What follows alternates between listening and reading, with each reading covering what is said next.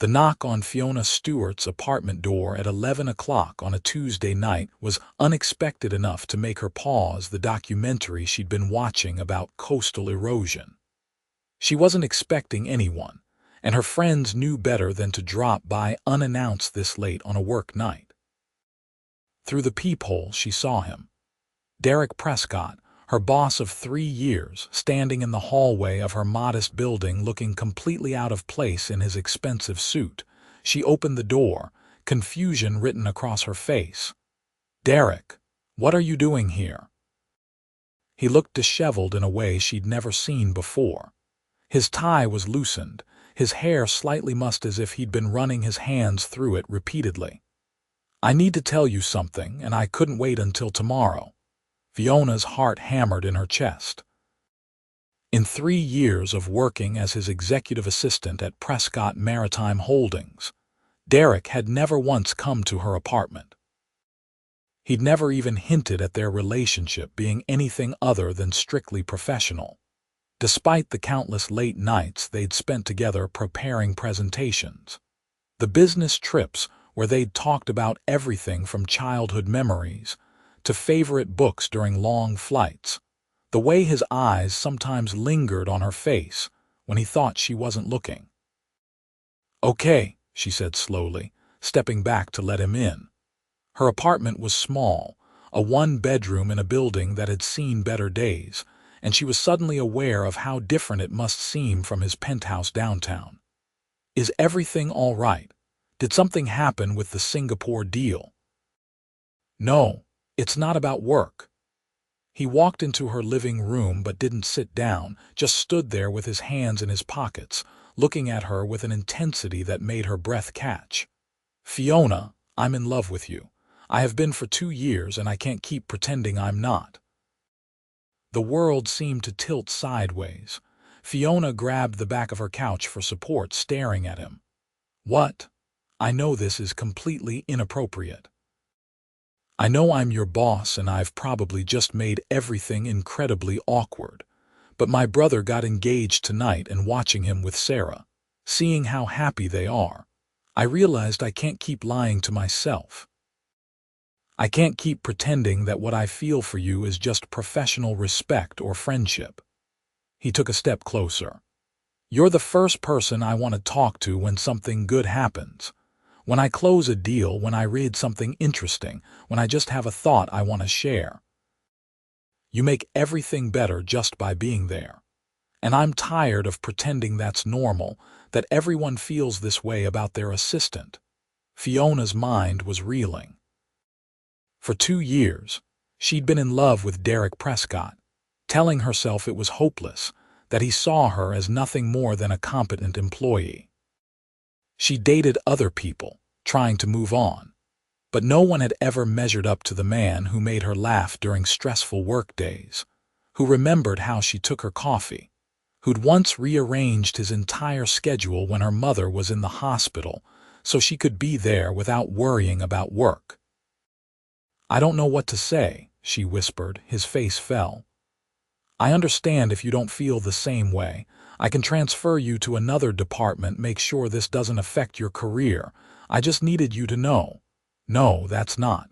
She took a shaky breath. "Derek, I've been in love with you since 6 months after I started working for you. When you stayed at the office until 3 in the morning helping me fix that presentation I'd accidentally corrupted, even though you had a meeting at 7 the next morning. When you made terrible jokes to make me laugh because you could tell I was stressed. I just never thought you'd see me as anything other than your assistant." The expression on his face transformed from resigned sadness to disbelief to pure joy in the span of seconds. "You're serious?" "Completely." Tears were pricking at her eyes now. "I almost quit 6 months ago because it hurt too much being around you, knowing it would never be anything more." He crossed the distance between them in 2 strides, his hands coming up to cup her face. "Can I kiss you?" "Please," she breathed, and then his lips were on hers, and nothing had ever felt so right. His kiss was gentle at first, almost reverent, and then deeper as she wrapped her arms around his neck and pulled him closer.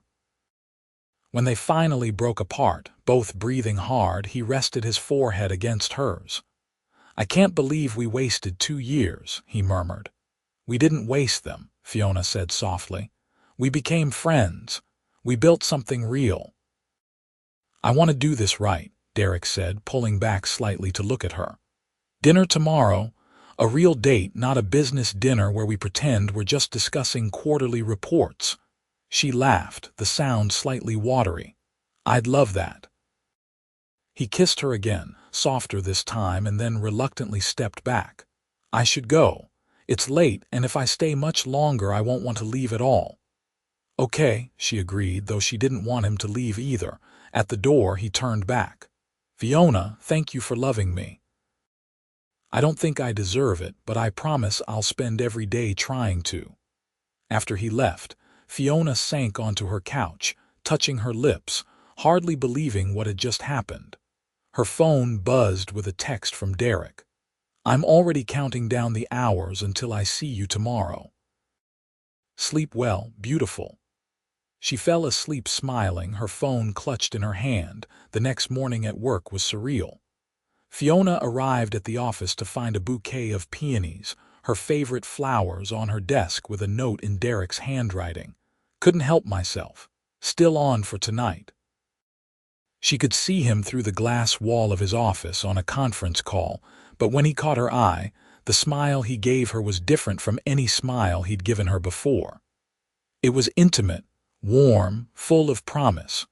Her co-worker Rachel appeared at her desk, eyeing the flowers. "Someone's got an admirer. Please tell me you finally said yes to that guy from accounting who's been asking you out for months." "Not him," Fiona said, unable to keep from smiling. "Then who? Come on, you can't just show up with gorgeous flowers and not tell me anything." "It's new," Fiona hedged. "I'll tell you when there's more to tell." Derek's meeting ran long, and then he had back-to-back calls until after lunch. They didn't get a chance to speak privately until mid-afternoon when he called her into his office. The moment she closed the door, his professional demeanor cracked. "This is torture," he said quietly. "You've been 15 feet away from me all day, and I haven't been able to touch you or even talk to you properly." "I know," she admitted. "But we should probably figure out how we're going to handle this at work before we do anything that might raise questions." He nodded, running a hand through his hair. "You're right. I spoke with our corporate attorney this morning. There's no company policy against relationships between executives and their assistants, but it has to be disclosed to HR. The question is when we do that and what happens after." "What do you mean, what happens after?" "I don't want you to have to leave your position if you don't want to," Derek said. "But I also know it might become uncomfortable if people know we're together. My brother suggested I promote you to a different role, something lateral where you're not directly reporting to me anymore." Fiona considered this. She loved her job, loved the challenge of managing Derek's complex schedule and being involved in high-level business operations, but she also knew he was right. "What kind of role?" "Director of Special Projects," he said. "You'd work directly with me still, but you'd have your own team and your own budget. You'd be coordinating our new sustainability initiatives and overseeing the charitable foundation we're launching next quarter. It's a position I was going to create anyway, and there's no one I'd trust more to do it right." "That sounds incredible," she said honestly, "but I don't want people to think I'm only getting it because we're together." "You're getting it because you're brilliant and capable, and I trust you completely," Derek said firmly. "The fact that I'm also wildly in love with you is separate. We can wait to make our relationship public until after you've been in the new role for a while, if that would make you more comfortable." "No," Fiona surprised herself by saying. "No, I don't want to hide. We haven't done anything wrong. Let's tell HR, let's make it official. If people want to talk, let them talk. I know what I've accomplished, and so do you." The pride in his eyes made her chest tight. "Have I mentioned that you're extraordinary? You could mention it again," she teased. He walked around his desk, stopping just short of touching her. "Tonight," he promised. "Tonight I'm going to tell you everything I've been holding back for 2 years." Their date that night was at a small Italian restaurant in a quiet neighborhood, far from the downtown spots where Derek might run into business associates. He'd made a reservation under a fake name, which made Fiona laugh. "Are we going undercover?" she teased as they were led to a private corner table. "I want you all to myself tonight," he said. "No interruptions, no one recognizing me and wanting to talk shop, just us." They ordered wine and pasta, but Fiona barely tasted her food. She was too focused on Derek, on the way he looked at her like she was the only person in the world, on the stories he was telling her about his family. "My brother Daniel called me an idiot this morning," Derek said with a laugh. "He said he's known I was in love with you since we all had dinner together last year at Mom's birthday. Apparently, I wasn't as subtle as I thought I was being." "I had no idea," Fiona admitted. "I thought you just saw me as a really competent assistant." "You are a really competent assistant," Derek said. "You're also funny, kind, wickedly smart, and so beautiful it sometimes hurts to look at you. Do you remember the Parker merger meeting?" "Which one?" "We've had about 50 Parker meetings." "The one in March, when their CEO was being particularly difficult about the terms. You stood up and walked him through exactly why our offer was fair, breaking down every number, every projection. You didn't back down even when he tried to intimidate you. You were magnificent." He reached across the table to take her hand. "I went home that night and realized I was completely gone for you. It terrified me." "Why didn't you say anything?" "Because you were my assistant. Because I didn't want you to feel pressured or uncomfortable. Because I was scared you didn't feel the same way and I'd lose you entirely." He threaded his fingers through hers. "I tried to talk myself out of it. I tried dating other people. Nothing worked. You were always the one I wanted." "I watched you date Amanda last fall," Fiona said quietly. "That was hard. I'm sorry. I ended things with her after 2 months because it wasn't fair to her. All I did was compare her to you and she deserved better than that." He squeezed her hand. "No more other people, just you if you'll have me." "Derek, I've wanted you for so long I don't know how to want anything else." They stayed at the restaurant until closing, talking and laughing, hands intertwined across the table. When Derek drove her home, he walked her to her door like a proper gentleman, though the kiss he gave her was anything but chaste. "I should go," he murmured against her lips. "I want to take this slow, do it right." "What if I don't want slow?" Fiona asked, her hands fisted in his shirt. He groaned. "You're not making this easy." "Good." She kissed him again, deep and thorough, until they were both breathless. "But you're probably right. I'll see you tomorrow." "Every day," he promised. "Every day for as long as you'll let me." The next few weeks were a blur of stolen moments and secret smiles. They filed the disclosure with HR, and Fiona officially moved into her new role as Director of Special Projects. Derek had been right about her capabilities. She took to the position immediately, building a team and developing comprehensive plans for Prescott Maritime Holdings' sustainability initiatives. They were careful at the office, maintaining professionalism, but after hours, they were inseparable. Derek took her to the theater, to art galleries, to a jazz club where they danced until midnight.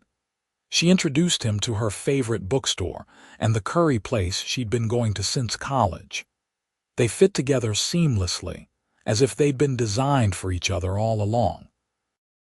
"I want you to meet my family properly," Derek said one Saturday morning as they lay in bed in his penthouse, sunlight streaming through the floor-to-ceiling windows. "Not as my assistant, but as the woman I love." "I'd like that," Fiona said, tracing patterns on his bare chest. Though I have to admit, I'm a little nervous. Your mother is intimidating." "My mother loves you," Derek assured her. "She told me years ago that I was an idiot if I didn't realize what an incredible person you are. She's going to be thrilled." The family dinner was held at the Prescott estate, a sprawling property overlooking the bay. Derek's mother, Catherine, greeted Fiona with a warm embrace. "It's about time my son came to his senses," Catherine said, linking her arm through Fiona's and leading her inside. "I've been telling him for years that you were special."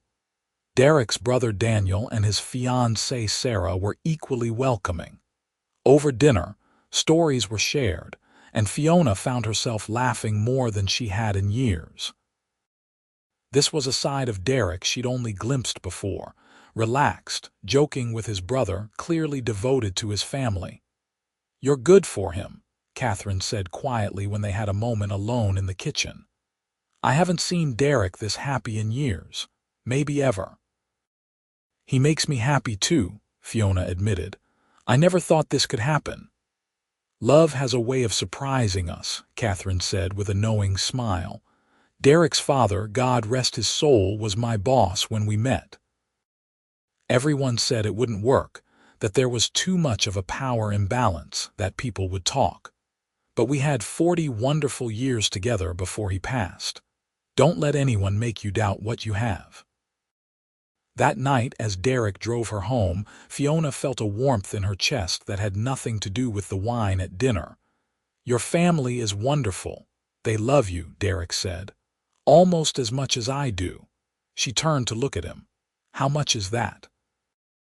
He pulled the car over, right there on the quiet residential street, and turned to face her fully. "More than I knew I could love anyone. Fiona, you're it for me. I know it's early, I know we've only been officially together for a month, but I've loved you for 2 years. I don't need more time to know what I want." "What do you want?" she whispered. "Everything," he said simply. "Marriage, kids if you want them, growing old together, all of it with you." Tears sprang to her eyes. "I want that too." He kissed her softly. "Good, because I'm never letting you go." As summer turned to fall, their relationship deepened. They went public at the company's annual gala, walking in together hand in hand. There was some gossip, as they'd expected, but it died down quickly when it became clear that Fiona had earned her promotion on merit, and that their relationship was serious, not some passing fling. Fiona excelled in her new role. The sustainability initiative she'd developed was gaining national attention, and she'd secured partnerships with 3 major environmental organizations. Derek watched her present at a board meeting one day, fielding tough questions with grace and confidence, and felt his heart swell with pride. "She's remarkable," one of the board members said to him afterward. "Best hire you ever made." "I know," Derek said, unable to keep the satisfaction from his voice. They spent Thanksgiving with his family and Christmas with hers. Her parents, who lived upstate, were initially wary of Derek, protective of their daughter, but he won them over with his obvious devotion to Fiona and his genuine interest in their lives. Her father, a retired teacher, spent an hour showing Derek his model train collection, and by the end of the visit, they were making plans for Derek to come back and help him finish the new layout. "Your dad is great," Derek said on the drive back to the city. "I can see where you get your work ethic from. He likes you too," Fiona said. "Mom texted me that she approves. That's high praise." "Good." Derek glanced at her, then back at the road. "Because I'm going to ask you to marry me, Fiona. Not right now, not today, but soon. I wanted you to know, so it's not a complete surprise." Her heart fluttered. "That's the least romantic proposal warning I've ever heard," he laughed. "The actual proposal will be better, I promise." He was true to his word. On New Year's Eve, he took her to the rooftop of his building, where he'd arranged for a private dinner under the stars. The city glittered below them, and champagne chilled in a bucket beside the table. A year ago, I was up here alone, Derek said as they finished dessert. Watching the fireworks, wondering if I'd ever have the courage to tell you how I felt. I'd convinced myself I'd missed my chance, that you'd started dating that guy from your yoga class and I'd lost you forever. Paul, Fiona laughed. We went on 2 dates. He spent both of them talking about his ex-girlfriend. I was so jealous, Derek admitted. Daniel told me I was being ridiculous, that I should just tell you how I felt, but I couldn't risk losing you from my life entirely. You wouldn't have, she said softly. Even if I hadn't felt the same way, I wouldn't have just disappeared on you. I know that now. He stood, pulling her to her feet as the countdown to midnight began in the distance. Fiona Stewart, this past year has been the best of my life. You've made me happier than I ever thought possible. You challenge me, support me, make me want to be better. I love you more than words can express, and I want to spend the rest of my life showing you just how much. He dropped to one knee, pulling a small velvet box from his pocket. Inside was a stunning diamond ring, the stone catching the light from the candles and the city below. Will you marry me? Yes, she breathed, tears streaming down her face. Yes, absolutely yes. He slipped the ring onto her finger and stood, pulling her into his arms and kissing her as the clock struck midnight and fireworks exploded over the harbor. The city celebrated around them, but Fiona barely noticed. Her entire world had narrowed to Derek, to the feel of his arms around her, to the future stretching out before them bright with promise. They were married 6 months later in a ceremony on the Prescott estate, surrounded by family and friends. Catherine cried happy tears as she watched her son marry the woman who'd made him whole. Fiona's parents beamed with pride as she walked down the aisle in a simple ivory gown, her eyes locked on Derek's face. "You're the most beautiful thing I've ever seen," he whispered as she reached him. "You're not so bad yourself," she teased, making him laugh even as his own eyes grew suspiciously bright.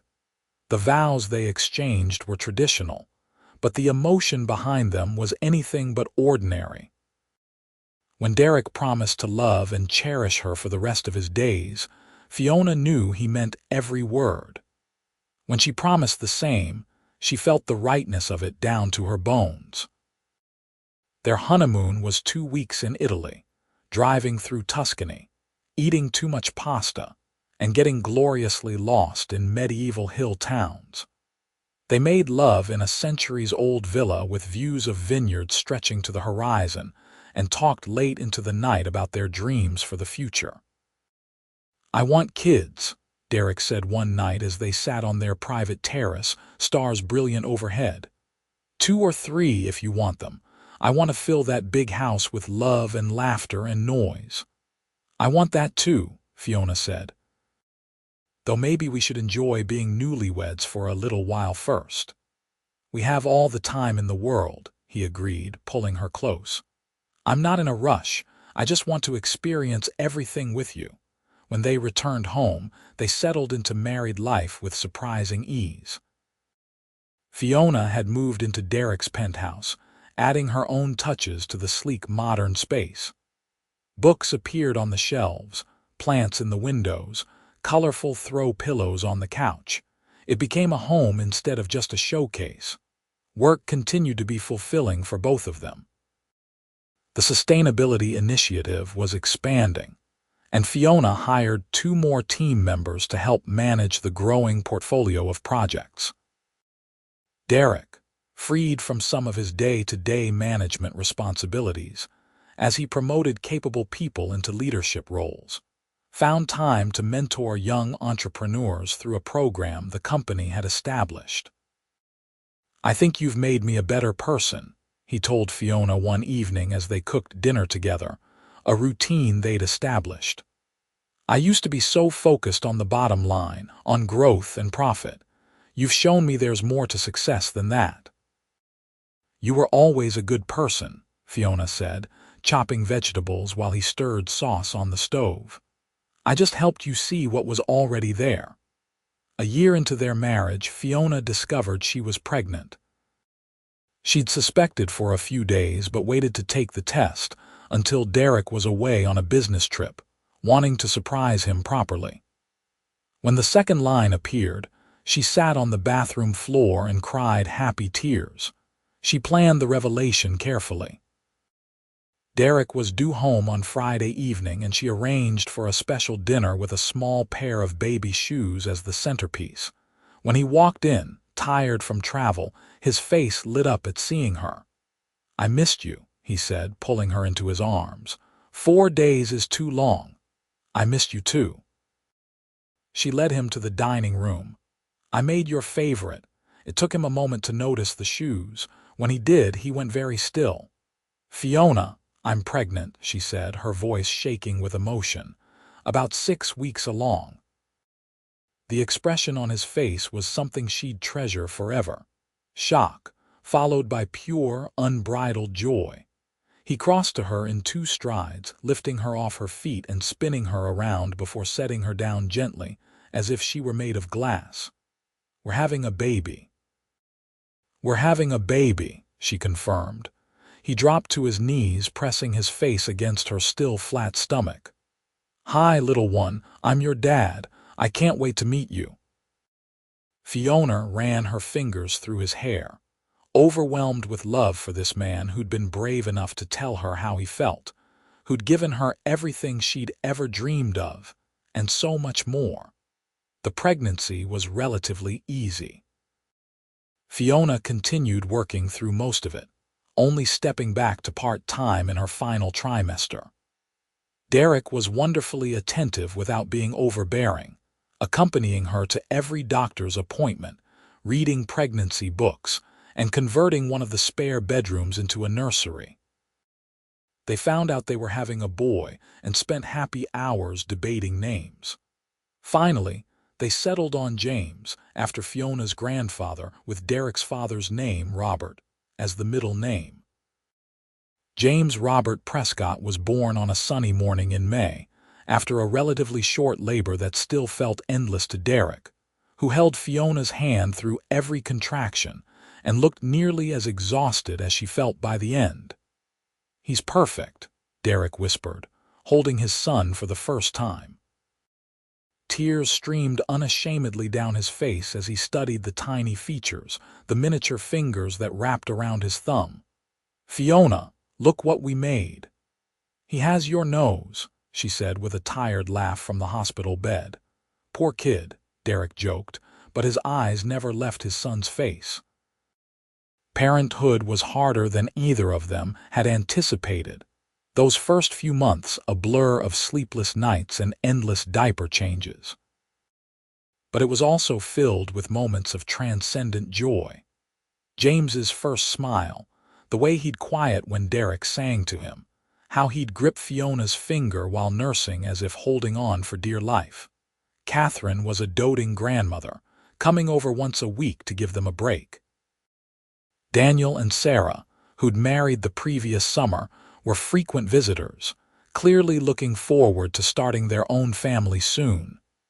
"You make it look easy," Sarah said one afternoon as she watched Fiona multitask, nursing James while reviewing a report on her laptop. "It's not easy," Fiona said honestly, "but it's worth it. Every exhausting, challenging moment is worth it." When James was 4 months old, Fiona returned to work part-time. She'd set up a small office in their home and hired a nanny to help during the day, but she made sure her hours were flexible enough to be present for the important moments. Derek, too, had restructured his schedule, leaving the office by 5 most days and working from home on Fridays. "I don't want to miss anything," he told his brother when Daniel commented on the change. "All those years I worked 80-hour weeks, I thought that was success. But this, being there when my son takes his first steps, having dinner with my family every night, that's real success." James's first birthday was celebrated with a party at the estate, attended by both sides of the family and close friends. Fiona watched Derek help their son tear into his presence, saw the pure contentment on her husband's face, and felt overwhelmed with gratitude for the life they'd built together. That night, after James was asleep and they'd collapsed onto the couch, Derek pulled her close. "Can I tell you something? Always. That night I came to your apartment when I finally told you how I felt. I was terrified. I was convinced you'd let me down gently and I'd have ruined everything. I almost turned around 3 times on the drive over. What made you go through with it? I realized that living without you, even if you were technically still in my life, was worse than the fear of rejection. I couldn't do it anymore, couldn't pretend I didn't love you." He kissed her temple. "Best decision I ever made." "Second best," Fiona corrected. "The best was hiring me in the first place," he laughed. "You're absolutely right." They had a second child 2 years later, a daughter they named Caroline after Derek's mother, with Fiona's mother's name, Margaret, as the middle name. Caroline was a spirited baby from the start, louder and more demanding than James had been, keeping them on their toes. "Your daughter has your determination," Derek told Fiona one night after Caroline had fought sleep for 2 hours. "My daughter?" Fiona raised an eyebrow. "She's ours when she's being difficult. Is that how it works?" "Absolutely," he said, grinning. Then more seriously, "I love our life, Fiona. Every chaotic, beautiful moment of it." "So do I," she said softly. "Even the hard parts, especially the hard parts, because we get through them together." As the years passed, their love only deepened. They had their challenges, as all couples do, disagreements about discipline, stress from work, the occasional conflict over whose family to spend holidays with. But they'd learned to communicate, to really listen to each other, and to never let pride get in the way of apologizing when they were wrong. James started school, showing a bright curiosity about the world that reminded Fiona of Derek. Caroline proved to be remarkably artistic, filling pages with colorful drawings that they hung proudly on the refrigerator. Prescott Maritime Holdings continued to thrive under Derek's leadership. But he'd learned to delegate, to trust his team, to prioritize his family over constant availability. The sustainability initiative that Fiona had started had grown into a major division of the company, earning them recognition as industry leaders in environmental responsibility. "None of this would have happened without you," Derek told Fiona at the company's 20th anniversary celebration. "You didn't just change my life personally, you changed the direction of the entire company." "We did it together," she insisted. "You were the one who was brave enough to take that first step to tell me how you felt. Everything else grew from that." On their 10th wedding anniversary, Derek took Fiona back to Italy, to the same villa where they'd spent part of their honeymoon. It was the first time they'd traveled internationally without the kids. Catherine and Fiona's parents tag-teaming grandparent duty for the week. "I feel guilty," Fiona admitted as they sat on the same terrace where they'd talked about their future a decade earlier. "Like we should be home with them." "They're fine," Derek assured her, "and we need this time to just be us, to remember who we were before we were mom and dad." He was right.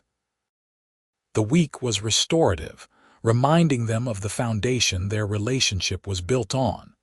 They talked for hours, made love in the afternoon sunlight, and dreamed about the future the way they had as newlyweds. "I want to grow old with you," Derek said on their last night. "I want to watch our kids grow up, have kids of their own. I want to sit on our porch when we're 80 and hold your hand and remember all the years we've had together." "That sounds perfect," Fiona whispered. "Though I might remind you that I'll be 78 when you're 80, you realize." He laughed. "You'll still be the most beautiful woman in the world to me." When they returned home, James and Caroline tackled them at the door, talking over each other about everything they'd done while their parents were gone. Derek caught Fiona's eye over their children's heads, and the smile they shared was full of love and contentment. As James approached his teenage years and Caroline navigated elementary school, Derek and Fiona found themselves reflecting on how far they'd come. The scared man who'd shown up at her apartment that night seemed like a different person, and yet Derek could still remember the exact feeling, the terror and hope mixing together as he'd knocked on her door. "You ever wonder what would have happened if you hadn't come that night?" Fiona asked one evening as they sat in the backyard, watching their kids play. "All the time," Derek admitted. "I think about the 2 years I wasted being too scared to tell you the truth. I don't want to waste another moment, Fiona. Every day with you is a gift." "You're getting sentimental in your old age," she teased, but her eyes were bright with unshed tears. "Can you blame me? Look at what we built." He gestured at their children, at the home they'd created together, at the life that had seemed impossible all those years ago when he'd loved her from afar. "I was a millionaire who had everything money could buy and nothing that actually mattered. You gave me purpose, love, a family. You gave me everything. You gave me the courage to believe in myself," Fiona countered. "You saw potential in me that I didn't even know I had. You made me brave." "We made each other better," Derek said simply. "That's what love does." Years continued to pass in a blur of school events, family vacations, and everyday moments that felt precious simply because they were shared. James developed an interest in marine biology, often accompanying Derek to visit the company's shipping operations and asking detailed questions about ocean conservation. Caroline discovered a love of music, filling the house with piano melodies as she practiced daily. Derek stepped back from the CEO role when he turned 55, moving into a chairman position that allowed him more flexibility. He wanted to be present, to not miss the last years before his kids left for college. Fiona had built the sustainability division into a powerhouse, and she'd been promoted to executive vice president, a role that came with significant responsibility, but also the autonomy to shape her own schedule. "We've come full circle," Derek said one day as he watched her prepare for a board presentation. "You used to help me get ready for these meetings. Now you're the one presenting. And you're the one offering moral support," Fiona said, turning to kiss him. "How the tables have turned." "I'm proud of you," he said seriously. "You know that, right? Not just as your husband, but as someone who's watched you grow into one of the most respected leaders in our industry. I couldn't have done it without you believing in me first." When James left for college, studying marine science at a prestigious university on the coast, Fiona cried for an entire evening. Derek held her, understanding her pain even as he felt his own sense of loss. Their son had grown into a remarkable young man, intelligent, kind, passionate about making a difference in the world. "We did good," Derek said softly as they stood in James's now empty room. "We did," Fiona agreed. "I just miss him already." Caroline still had a few years at home, and she thrived as an only child, getting more one-on-one time with her parents. She had Derek's business sense and Fiona's creativity, a combination that served her well as she started thinking about her own future. "I want to do something that matters," Caroline told them over dinner one night. "Like you guys do, I want to build something meaningful." "You can do anything you set your mind to," Fiona told her. "Your dad and I will support you no matter what path you choose." Derek reached over and squeezed Fiona's hand, thinking about how many times they'd had similar conversations with their kids over the years. They'd built a family foundation on love and mutual respect, on the belief that success meant more than money or status. When Caroline left for college 3 years later, the house felt impossibly quiet. Derek and Fiona rattled around in it for a few weeks before deciding to downsize, selling the penthouse and buying a smaller place closer to the water. They kept a room for each of the kids for when they visited, but mostly it was just the two of them again. "It's like we've come back to the beginning," Fiona said as they unpacked boxes in their new home. "Just you and me. Except we're middle-aged with grown children and a lifetime of memories," Derek pointed out. "And I love you even more now than I did then, which I didn't think was possible." They settled into a new rhythm, one that allowed for spontaneous weekend trips and long walks along the beach.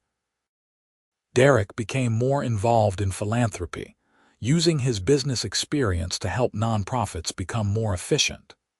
Fiona continued her work with the company, but also started teaching occasional seminars at the local university, sharing her knowledge with the next generation of business leaders. James got engaged to a fellow marine biologist, a brilliant woman named Emma who fit seamlessly into their family.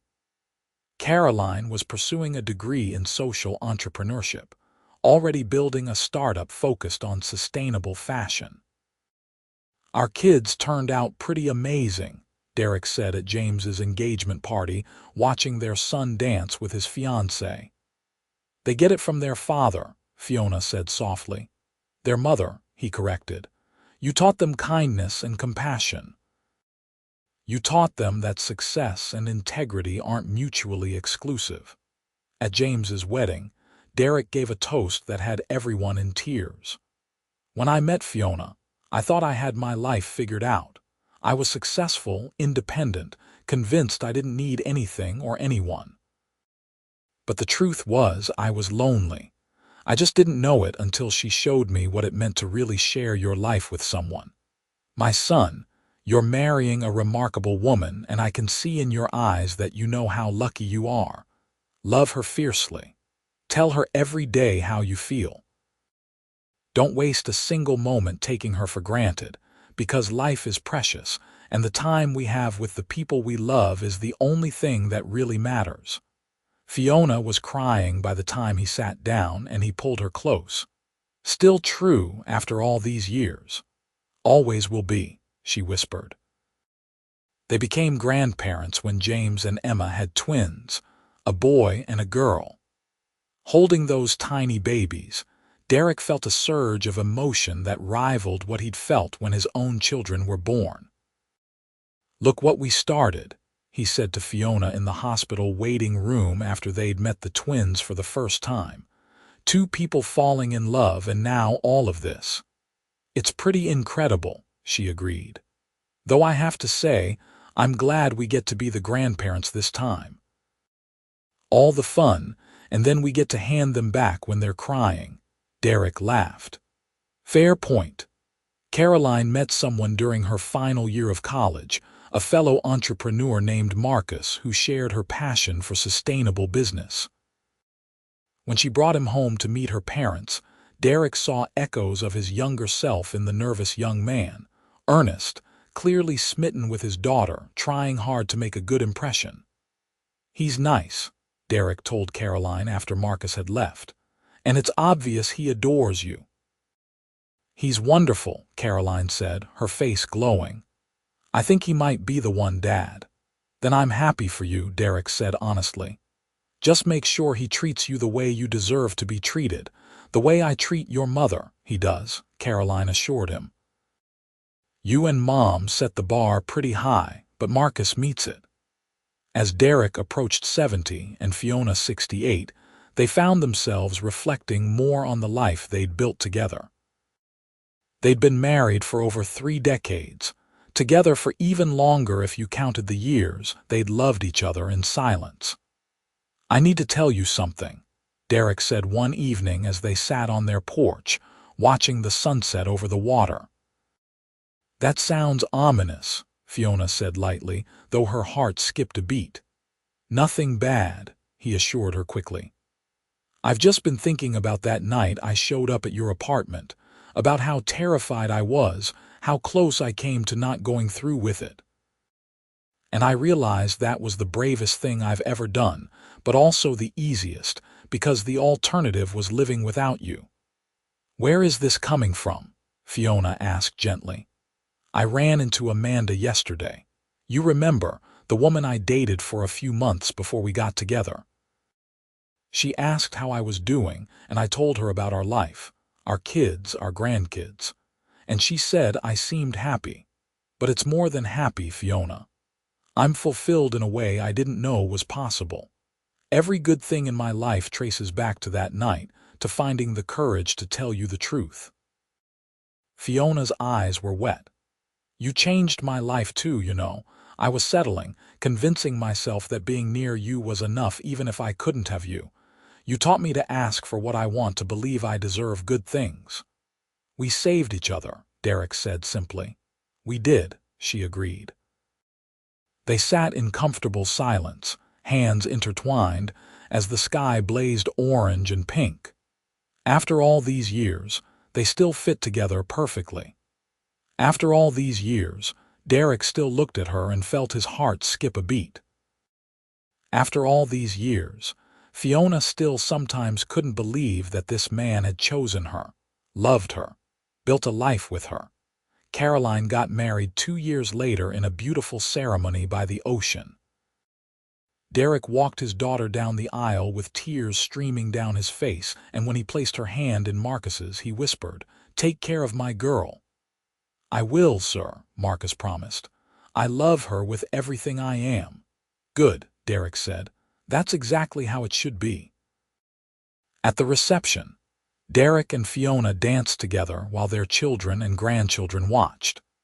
The DJ played the song that had been playing on the radio the night Derek drove to Fiona's apartment all those years ago, a coincidence that felt like fate. "I love you," Derek said softly, holding her close.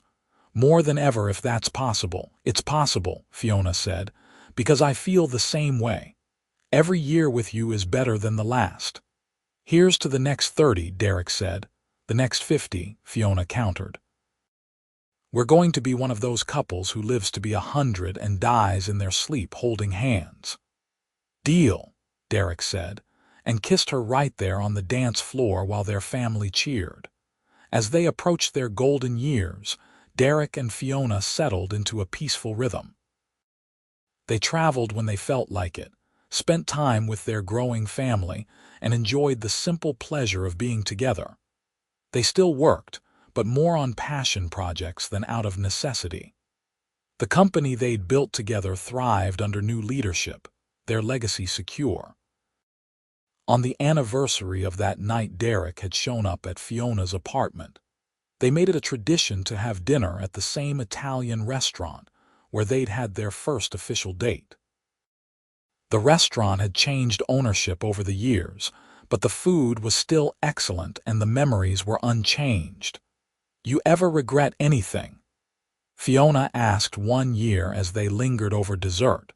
"Only the 2 years I wasted before I told you the truth," Derek said without hesitation. "Everything else, even the hard parts, I wouldn't change, because it all led us here." "Me too," Fiona said softly. "I used to dream about a life like this back when I was your assistant and thought I could never have you. Even my wildest dreams didn't come close to how good the reality has been."